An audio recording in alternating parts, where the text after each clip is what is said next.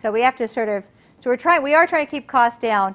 Price seems irrespective of that. It costs the same to take the gallbladder out of somebody with Medi-Cal and somebody with Blue Cross. It's just that we charge more to the Blue Cross person so that we can afford to do it for the Medi-Cal person. And I think I just want to make that clear. We talk cost shifting all the time, but I don't know that everyone here does.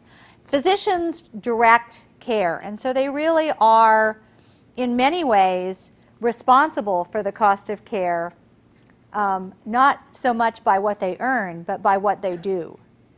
So if you come to my office and you say your knee hurts and I go, oh yeah, have an MRI, because it's quicker to do that rather than to sit and explain to you that your knee's going to hurt for 6 weeks, and if it continues to hurt after that, we might need to do something or whatever, then I've just upped the cost of your care.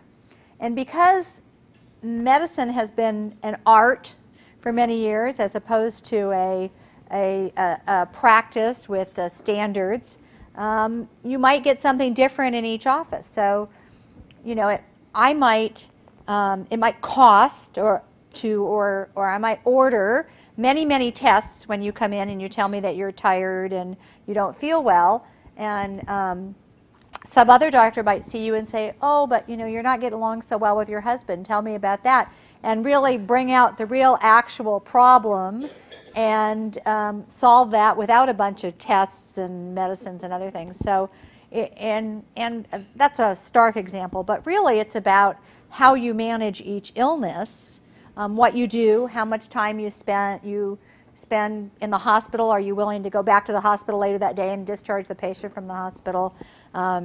You talk about having babies, you know, the new thing is everybody stays, there's a law now, you have to stay for 2 days in the hospital after you have a baby, which is, like it or not. Well, you know, that's amazing to me because a hospital is a house of germs. I want to get the hell out of there, you know? To me and my new baby, we're not staying there. But so, you know, that's that physician-directed care, and if we can begin to work with the physicians and sort of standardize our care, lean the way we do things, that may help considerably. I think you got to get rid of this consumer-directed healthcare and empowering the patients. I have a pretty good insight into healthcare, more than the average layperson. The last thing I want is me directing my own healthcare.